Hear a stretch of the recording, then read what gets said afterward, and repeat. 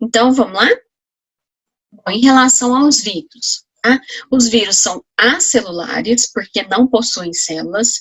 Eles são chamados de parasitas intracelulares obrigatórios, por quê? Porque eles vão infectar a célula e eles só vão conseguir reproduzir, sobreviver, estando dentro de uma célula, tá? Eles têm uma estrutura que consiste de uma capa, que seja de proteína ou lipídio, e um material genético interno.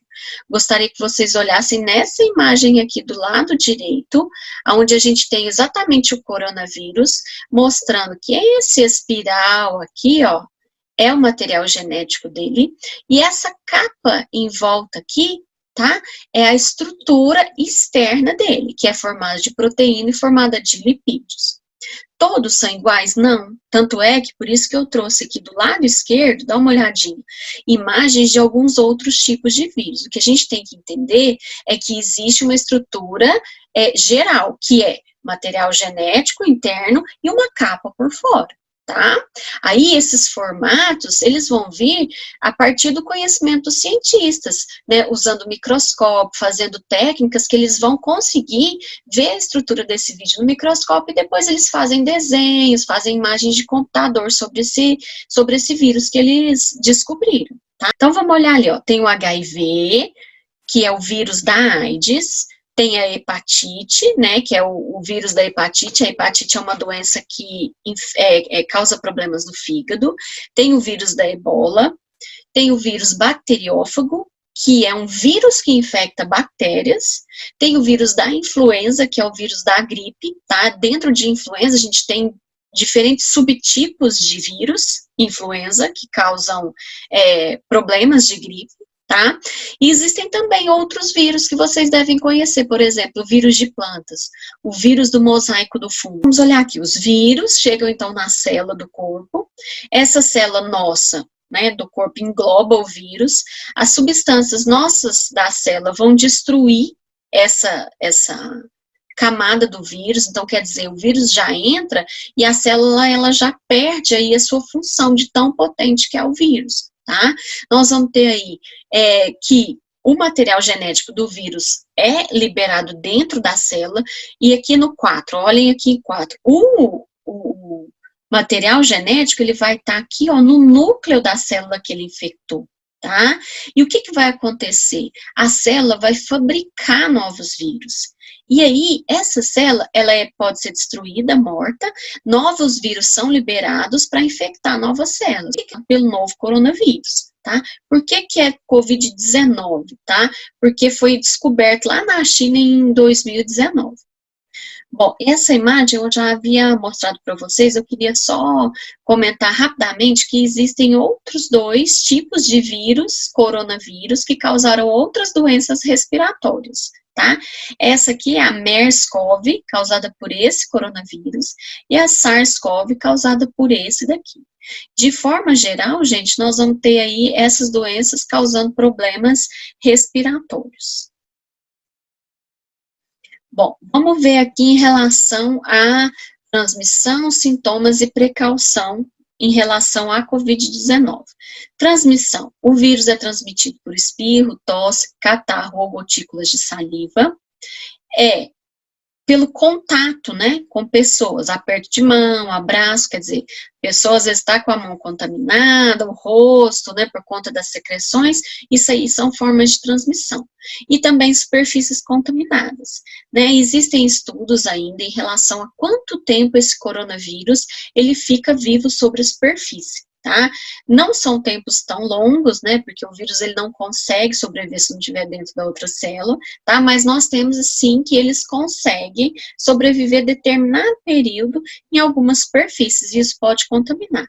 Então, gente, toda essa forma de transmissão, ela tem sido combatida como? Com as nossas medidas de prevenção, né, gente? Aqui, ó, lavar as mãos, usar álcool gel, cobrir o nariz ao espirrar, não compartilhar os objetos pessoais, manter os ambientes ventilados, evitar aglomerações. Então, tudo isso, todas essas precauções já têm sido tomadas pelas autoridades em todo o país para diminuir o contágio, para evitar o colapso do serviço de saúde, e é o que vocês têm acompanhado aí na televisão. tá? Eu queria reiterar aqui, ó, gente, que o vídeo lá fala, por que que é importante lavar as mãos com sabão? Porque o coronavírus, ele tem uma capa de lipídio. Lipídio é gordura, tá? Então, se a gente lava a mão com sabão, a gente está destruindo essa capa lipídica, tá? E matando o vírus.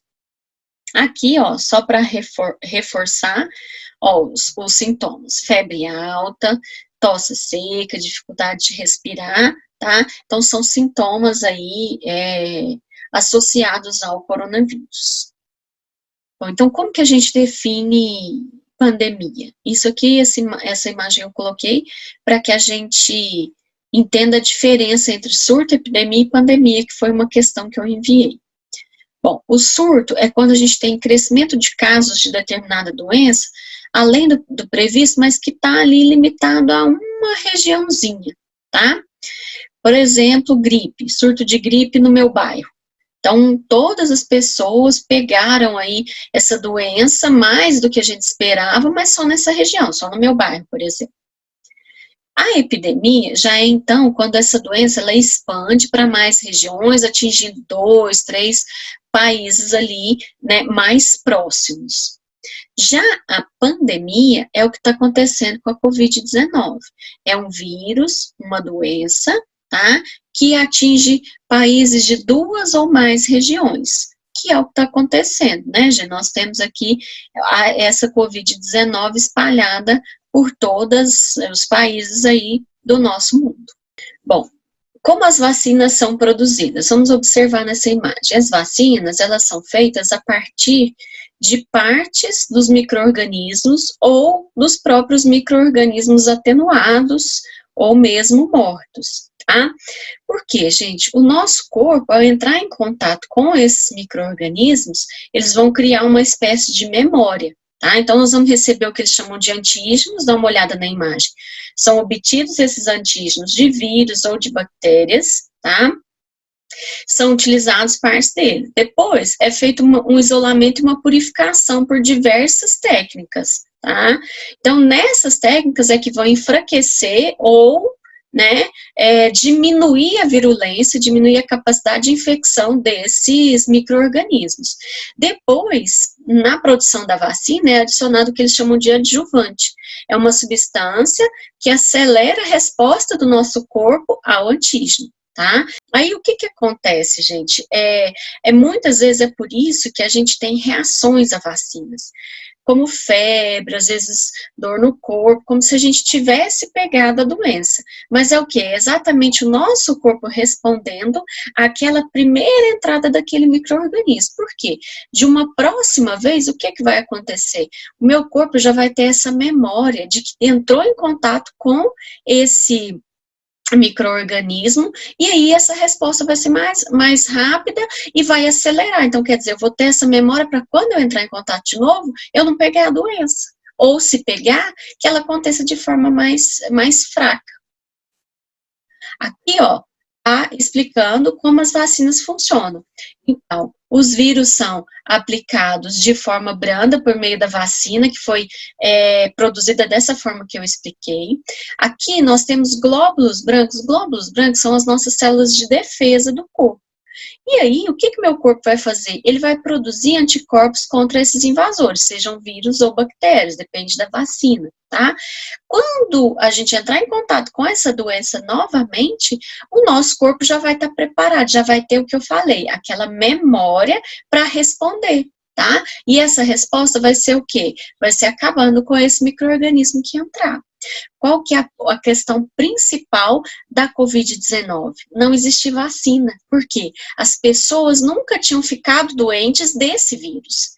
Agora não, as que ficaram doentes, e graças a Deus muitas delas sobreviveram, elas são o quê? Elas estão imunes à doença, porque elas já tiveram contato com esse vírus. Então, se tiver contato de novo, ou vai ser uma doença mais fraquinha, ou ela não vai desenvolver a doença. E o que a gente vê que acontece também? Muitas pessoas entraram em contato com o vírus, mas não tiveram sintomas. E muito provavelmente, as que não tiveram sintomas também foram imunizadas, tá?